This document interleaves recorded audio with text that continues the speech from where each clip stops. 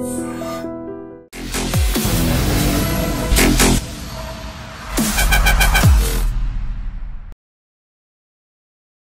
to this candid conversation exclusively on iDream.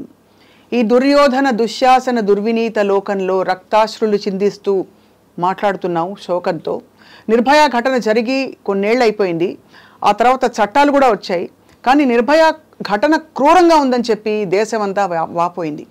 ఇవాల్టి రోజున కదులుతున్న బస్సులో ఒక యువతి నిర్మల్ నుంచి ప్రకాశం వెళ్తున్న తరుణంలో అర్ధరాత్రి పూట ఆమె నోట్లో గుడ్డలు కుక్కేసి డ్రైవర్కి సపోర్ట్గా ఉండే సెకండ్ డ్రైవర్ ఎవరైతే ఉంటాడో నీచంగా అఘాయిత్యం చేసి ఆమె శీలాన్ని పూర్తిగా దోచుకున్న పరిస్థితి చూసాం మనం.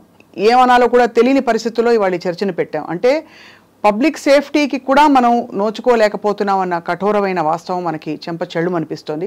మనతో పాటు ప్రగతిశీల మహిళా సంఘం రాష్ట్ర అధ్యక్షురాలు, అందరికీ సుపరిచిత మహిళా ఉద్యమకారిణి ఝాన్సీ గారు ఉన్నారు. ఝాన్సీ గారు నమస్కారం అండి. నమస్తే.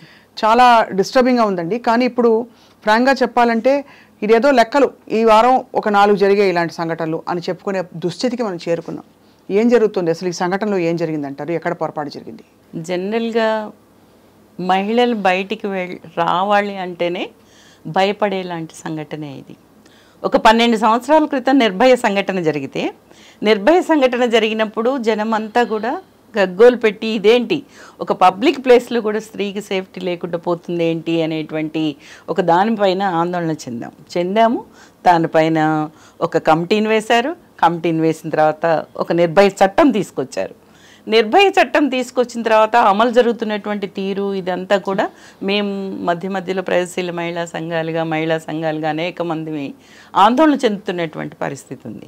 నిర్భయ ఒక ఘటన జరిగితే ఆ ఘటన మీద వెంటనే విచారణ జరిపి శిక్షలు వేయడం కానీ దానిపైన సంవత్సరాల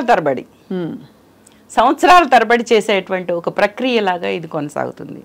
ఇటీవల కాలంలో అంటే ఒక ఇన్సిడెంట్తోనే మనం దీన్ని దాని వరకే పరిమితమై కాకుండా అసలు ఇవాళ 6 ఏళ్ల అమ్మాయి పైన 8 సంవత్సరాల అమ్మాయి పైన ఎక్కడ పడితే అక్కడ అవును అత్యాచారాలు ఇవన్నీ కూడా జరుగుతున్నటువంటి, అంటే ఒక రకంగా ఆడవాళ్ళని చూస్తేనే వీళ్ళు దీనికి తప్ప ఇక దేనికి పనికిరారు అనేటువంటి ఆలోచన దృక్పథం అనేటువంటిది ఒకటి విపరీతంగా పెరిగిపోతున్నటువంటి ధోరణి. అందులో గత 10 సంవత్సరాల కాలంలో చూస్తే విపరీతంగా పెరిగాయి. కానీ అంటే అది ఒక్కటే కాకుండా ఏం చేసినా కూడా చట్టం బాగా డిలే చేస్తుంది, లేదు మనం తప్పించుకుంటాం అనే ఒక ధీమా లేకపోతే ఇంతటి ఘోరానికి పాల్పడతారు. పోనీ ఏదో డ్రైవర్ పక్కన ఎవరో అనామకుడు అంటే కూడా మనం క్షమించలేం, కానీ డ్రైవర్ పక్కన ఒక బాధ్యత గల మరో డ్రైవర్ అంటే అసలు రక్షణ కల్పించాల్సింది వాళ్ళు. ఎవరైనా బస్సులో ఇంకొకళ్ళని ఎవరైనా అంటే మీరు ఎందుకు అంటున్నారు అట్లా అనడం సరైనది కానీ చెప్పాల్సిన స్థానంలో ఉన్నటువంటి వ్యక్తి దాన్ని అడ్వాంటేజ్గా తీసుకొని అతను చేయడం అనేటువంటిది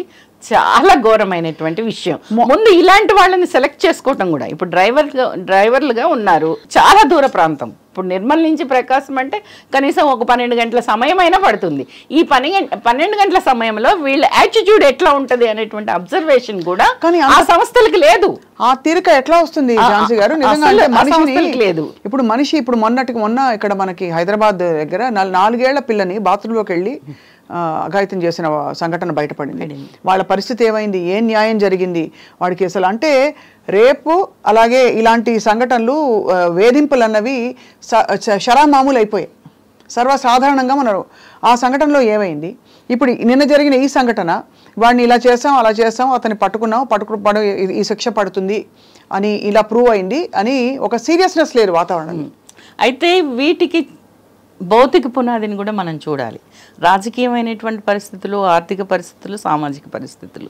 ఇప్పుడు మన నిర్భయ ఘటనలో చూస్తే అందులో ఆ ఘటనలో ఉన్న వాళ్ళంతా కూడా అట్టడుగు వర్గాల నుంచి వచ్చినటువంటి వాళ్ళు మనకు కనిపిస్తారు. మళ్ళీ మన దగ్గర దిశ ఎన్కౌంటర్ జరిగింది. ఆ ఎన్కౌంటర్ అప్పుడు కూడా మేము మహిళా సంఘాలుగా అనేక విషయాలను బయటికి తీసుకొచ్చాం. అసలు ఎవరు మీరు తెలియకుండా వాటిని బయటికి రాకుండా కూడా ఎన్కౌంటర్స్ చేసేటువంటి స్థితి ఏంటి అనే ప్రశ్నను కూడా తీసుకొచ్చాం. తర్వాత మీరు ఎన్కౌంటర్స్తో లేకపోతే ఇట్లా చేయడం వల్ల మీరు ఆపగలుగుతారా అత్యాచారాలని? అట్లా ఆపారా? ఏం చేశారు అనేటువంటి ప్రశ్నలను కూడా మేము లేవనెత్తాం. అవును, లేవనెత్తి అడుగుతున్నటువంటి నేపథ్యంలో ఇవాళ మీరు చూడండి బిల్కిస్ బానో కేసులో ఏం జరిగింది. అదే కదా, ఒక స్త్రీ నా మీద అత్యాచారం జరిగింది అని న్యాయం కోసం ఎంత సుదీర్ఘకాలం పోరాటం చేసింది. సుదీర్ఘకాలం పోరాటం చేసిన తర్వాత అనేక మందిని ఆమెను అత్యాచారం చేసి, సామూహిక అత్యాచారం చేసి అనేక మందిని హత్య చేసిన వాళ్ళని మొన్న ఏంటి వాళ్ళని విడుదల చేశారు. అది క్షమాభిక్ష. ఎవరికి క్షమాభిక్ష పెట్టాలి? క్షమాభిక్ష పెట్టడం అనేటువంటిదే కాదు, వాళ్ళని ఊరేగించారు.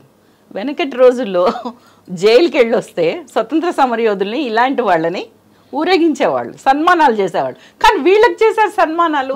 అంటే ఏ ఆలోచన దృక్పథాన్ని ప్రజల్లోకి మనం పంపిస్తున్నాం అనేటువంటి విషయం కూడా, ఇది కూడా ప్రధానమైనటువంటి. ఇంకో విషయం ఏంటంటే అసలు స్త్రీని గౌరవించాలి అనే దృక్పథం లేకుండా పోయింది.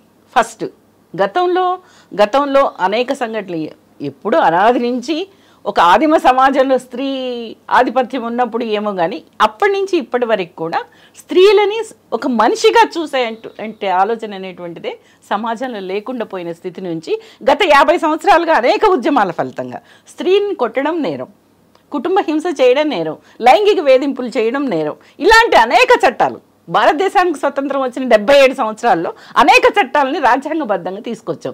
వాటిని అమలు చేసినటువంటి తీరు, చట్టాలు అమలు చేయడమనే కాదు, ప్రజల ఆలోచన దృక్పథాన్ని కూడా మార్చాలి. అవును, అలాంటి పరిస్థితి లేదు. ఈ మధ్యకాలంలో నేను చూసా ఒక దగ్గర, ఇంతకుముందు గతంలో అమ్మ వంట చేసేది, నాన్న పేపర్ చదువుకునేవాడు, ఇట్లా ఉండేది. మొన్న ఒక రాష్ట్రంలో నాన్న వంట చేస్తున్నాడు. ఎంత మంచి విషయం. అసలు వంట కూడా చెక్కలేదండి. చెప్తున్నా అంటే ఆలోచన దృక్పథం అనేది, స్త్రీ కూడా ఒక మనిషి, ఆమెతో పాటు పనులు షేర్ చేసుకోవాలి, ఆమెను మన తోటి మనిషిలాగా చూడాలి, ఆమె భావాలకి ఆమె అభిప్రాయాలకి మనం గౌరవించాలి అనేటువంటి దృక్పథాన్ని ప్రచారం చేసేటువంటి స్థితి సమాజంలో లేకుండా పోతున్నటువంటి పరిస్థితి రోజు రోజుకు పెరుగుతుంది. అంటే ఇవన్నీ అంటే మనకి హంగులు ఇలాంటివి జరిగినప్పుడు, అంటే ఎక్కడో ఒక తండ్రి ఇంటికి, ఆ తల్లి ఇంటికి వచ్చేసరికి పని నుంచి తండ్రి వంట చేసి పెట్టడం, ఆయన కూడా డైపర్లు మారుస్తాడు, ఇలాంటి గ్లోరిఫైడ్ స్టోరీస్ కొన్ని చూసుకుంటాం. కానీ ఇది మౌలిక భద్రత. ఇప్పుడు ఒక ఆడ మనిషి ఒక ఊరు నుంచి ఇంకో ఊరికి వెళ్ళాలంటే ఒక స్లీపర్ బస్ ఎక్కితే ఎవరికైనా జరగచ్చు కదండి, ఇది జరగచ్చు. మరి ఎలా వెళ్తారు? దానికి ఎవరు జవాబుదారి చెప్పండి? అసలు వాళ్ళు ఏం చేస్తారండి? చుట్టూ ఉన్నవాళ్ళు అక్కడే తొక్కి పెట్టాల్సింది నా అభిప్రాయం అయితే. నిజంగా అట్లా ఒక సంఘటన జరిగితే పోలీసులు వచ్చి పట్టుకొని వాళ్ళు వచ్చి అవన్నీ చేసేదాకా కాదు. నీ కళ్ళ ముందు ఒక విషయం జరుగుతుంటే నీ స్పందన ఏంటి? ఒక మనిషిగా నీ స్పందన ఏంటి? తోటి మనిషి మీద ఒక దాడి జరుగుతుంది, అది అత్యాచారమే కావచ్చు, ఒక రకమైన దాడి. ఆ దాడిని వ్యతిరేకిస్తూ మాట్లాడలేనటువంటి మనుషులు తయారవుతా ఉన్నారు ఇవాళ. అలాంటి స్థితి నుంచి బయటికి రావాల్సినటువంటి అవసరం ఉంది. ఇది ప్రభుత్వాలు కూడా ఇవాళ ప్రబోధిస్తున్నటువంటి అనేక విషయాలని చూస్తున్నప్పుడు, ఇంతకుముందు భగత్ సింగ్ దేశ స్వతంత్రం కోసం పోరాడాడు, ఆయన బ్రిటిష్ వాళ్ళకి వ్యతిరేకంగా ఇవన్నీ చేశారు, ఇలాంటి చరిత్రలు లేవు ఇప్పుడు. అంటే ఇప్పుడు అసలు అంటే నమస్కారం పెట్టి అడుగుతున్నది సమాజంలో కనీస భద్రతతో ఒక మహిళ ఒక ఊరు నుంచి ఒక ఊరికి ప్రయాణించడం సాధ్యమా? అది చేయడానికి కూడా వాళ్ళ ఆలోచన ఎట్లా మార్చాలనేటువంటిది ఉండాలి. నువ్వు మత్తు మందులు అలవాటు చేస్తావు, ఇవాళ ఎంత జరుగుతుంది ఇవాళ? ఎక్కడ చూసినా మత్తు మందు, ఎక్కడ చూసినా మద్యం, ఇవన్నీ తాగిన తర్వాత ఎక్కడ చూసినా ప్రోనో, ఇవన్నీ చూసిన తర్వాత ఆ మనిషికి ఏం ఆలోచన వస్తుంది? ఏం చేయాలన్న ఆలోచన వస్తుంది? అవతల వాళ్ళని గౌరవప్రదంగా చూడాలన్న ఆలోచన వస్తుందా? ఏమొస్తుంది? దీన్ని అంటే మన విధానాలు, అంటే ప్రభుత్వ విధానాల ప్రభావం కావచ్చు, సమాజంలో ఉన్నటువంటి స్త్రీ పట్ల ఉండేటువంటి పురుషాధిక్యత దృక్పథం కావచ్చు, ఇవన్నీ కూడా పనిచేస్తాయి. అవి మనం ఒక్క ఇన్సిడెంట్ ఒక్కదానికే పరిమితమై ఆలోచించాలి, రక్షణే. కానీ ఆ రక్షణని నిర్భయ సంఘటనలు జరిగినప్పుడు ఇలాంటప్పుడే కాదు, అది ఎల్లప్పుడూ కూడా స్త్రీల రక్షణ కోసం ఏం చేయాలి, అది స్త్రీల రక్షణ కోసం ప్రజల ఆలోచనలు ఏ విధంగా మార్చాలి. వీళ్ళు కూడా మనుషులే, వీళ్ళకి ఆలోచనలు ఉంటాయి, వీళ్ళకి అభిప్రాయాలు ఉంటాయి, వీళ్ళు ఈ సమాజంలో మనుషులుగా అన్ని రంగాల్లో పనిచేస్తున్నారు, అన్ని రంగాల్లో కూడా ముందుకొస్తున్నారు, ఈ సామాజిక అభివృద్ధిలో తమ భాగస్వామ్యాన్ని నిరూపించుకుంటున్నారు అనేటువంటిది ఉన్నప్పుడు దాన్ని ప్రచారం చేయడం అనేటువంటిది, దాని నుంచి మనం బయటికి వెళ్తే సహించరు వీళ్ళు అనేటువంటి విషయాన్ని కూడా బాగా తెలియాలి జనం. రెండో విషయం ఏం తెలియాలంటే, ఇవన్నీ చర్చ కూడా పెట్టరు. ఒక తప్పు జరిగితే తప్పు, అది శిక్ష పడవలసిన ఒక తప్పు, ఒక ఘోరం, ఒక నేరం అని తెలిసి వాళ్ళకి ఖచ్చితంగా తక్షణం స్పందన వస్తుంది చుట్టుపక్కల నుంచి అనే ఒక మెసేజ్ మాత్రం వెళ్ళాలి.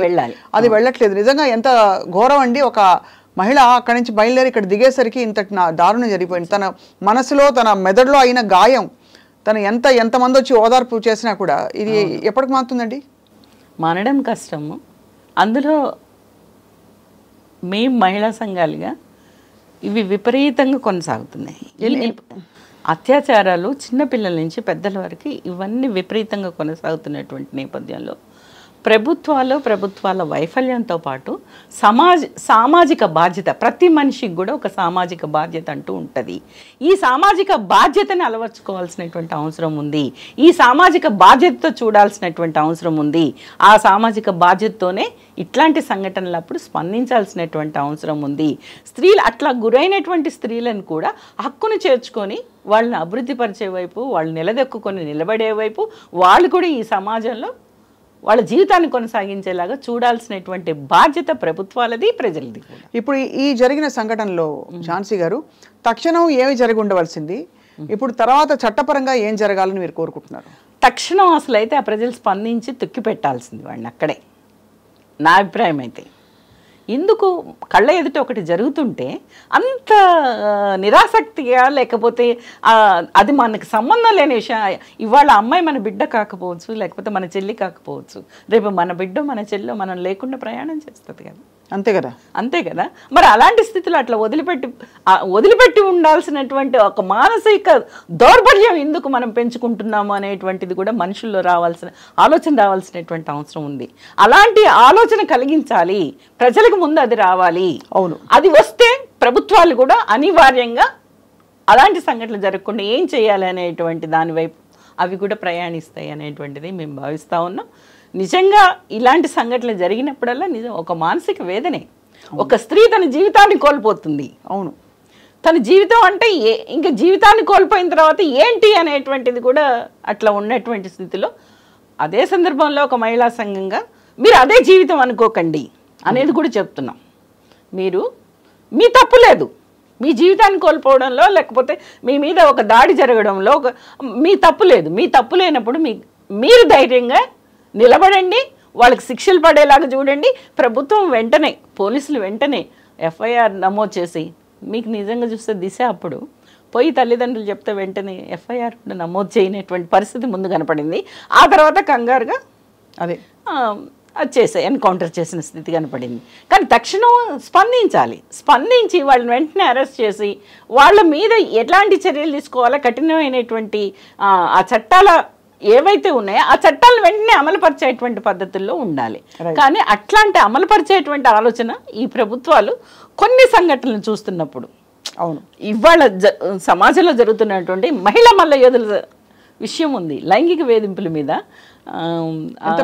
ఇష్యూ అయింది. ఎంత ఇష్యూ అయింది, అది ఏం నేర్పిస్తుంది, ఏం సందేశాన్ని ఇస్తుంది అంటే మేము అడుగుతున్నది.